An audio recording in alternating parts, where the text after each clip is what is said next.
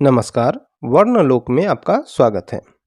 आज की इस वीडियो में हम कक्षा 7वीं के पाठ्यपुस्तक वसंत भाग 2 के पाठ 2 के निबंध हिमालय की बेटियां का पठन करेंगे। इस निबंध के निबंधकार हैं नागार्जुन। तो आइए निबंध का पठन शुरू करते हैं। अभी तक मैंने उन्हें दूर से देखा था। बड़ी गंभीर, शांत, अपने आप में खोई हुई लगती थी। संभ्रांत महिला की भांति वे प्रतीत होती थीं। उनके प्रति मेरे दिल में आदर और श्रद्धा के भाव थे। माँ और दादी, मौसी और मामी की गोद की तरह उनकी धारा में डुबकियां लगाया करता।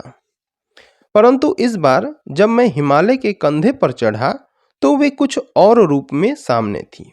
मैं हैरान था कि यही दुबली पतली गंगा, यही यमुना, यही सतलुज समतल मैदानों में उतरकर विशाल कैसे हो जाती हैं।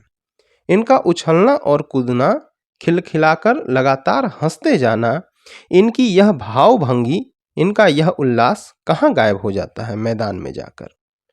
किसी लड़की को जब मैं देखता हूँ, किसी कली पर जब मेरा ध्यान अटक जाता है, तब भी इतना कौतूहल और विस्मय नहीं होता जितना कि इन बेटियों की बाल लीला देखकर। कहाँ ये भागी जा रही हैं? वह कौन लक्ष्य है जिसने इन्हें बेचैन कर रखा है?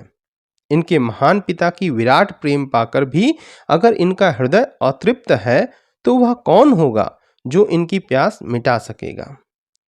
बर्फ जली नंगी पहाड़ियाँ, छोटे छोटे पौधों से भरी घाटियाँ, बंधुर आदित्यकाएँ, सरसब्ज उपत्यकाएँ, ऐसा है इनका लीला निकेतन।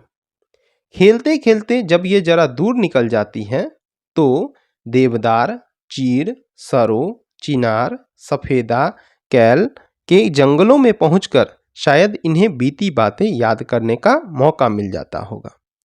कौन जाने बुढ़ा हिमालय अपनी इन नटखट बेटियों के लिए कितना सिर धुनता होगा।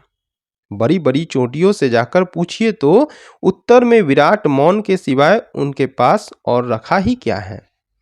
सिंधु और ब्रह्मपुत्र, ये दो नाम हैं जिनके सुनते ही रावी, सतलुज, ब्यास, चिनाब, झेलम, काबुल, यकुभा, कपिशा, गंगा, यमुना, सरयू, गंडक, कोसी आदि हिमालय की छोटी बड़ी सभी बेटियां आंखों के सामने नाचने लगती हैं। वास्तव में सिंधु और ब्रह्मपुत्र स्वयं कुछ नहीं है। दयालु हिमालय के पिघले हुए दिल की एक एक बूंद न जाने कब से इकट्ठा होकर इन दो महानदों के रूप में समुद्र की ओर प्रवाहित होती जा रही है। कितना सौभाग्यशाली है वह समुद्र जिसे पर्वतराज हिमालय की इन दो बेटियों का हाथ पकड़ने का श्रेय मिला। जिन्होंने मैदानों में ही इन नदियों को देखा होगा, उनके ख्याल में शायद ही यह बात आ सके कि बूढ़े हिमालय की गोद में बच्चियां बनकर ये कैसे खेला करती हैं।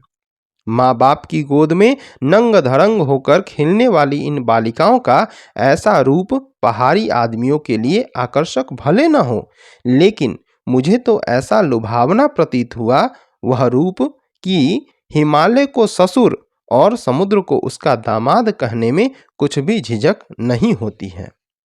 कालिदास के विरही यक्ष ने अपने मेघदूत से कहा था, वेत्रवती यानी बेतवा नदी को प्रेम का प्रतिदान देते जाना, तुम्हारी वह प्रेयसी तुम्हें पाकर अवश्य ही प्रसन्न होगी। यह बात इन चंचल नदियों को देखकर मुझे अचानक याद आ गई और सोचा कि शायद उस महाकवि को भी नदियों का सचेतन रूपक पसंद था। दरअसल जो भी कोई नदियों को पहाड़ी घाटियों और समतल आंगनों के मैदानों में जुदा जुदा शक्लों में देखेगा, वह इसी नतीजे पर पहुंचेगा।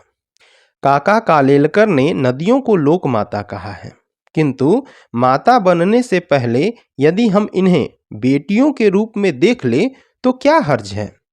और थोड़ा आगे चलिए, इन्हीं में अगर हम प्रेयसी की भावना करें तो कैसा रहेगा।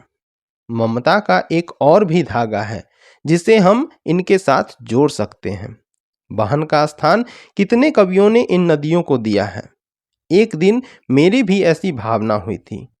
थोलिंग यानी तिब्बत की बात है। मन उचट गया था, तबीयत ढीली थी। सतलज के किनारे जाकर बैठ गया दोपहर का समय था, पैर लटका दिए नदी में। थोड़ी ही देर में उस प्रगतिशील जल ने असर डाला, तन और मन ताजा हो गया।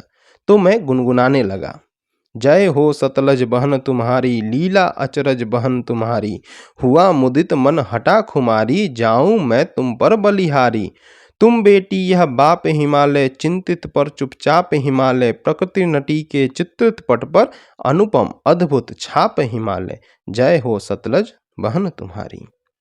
क्या आपको हिमालय की ऊंचाई पता है? यदि हाँ, तो कमेंट में बताएं।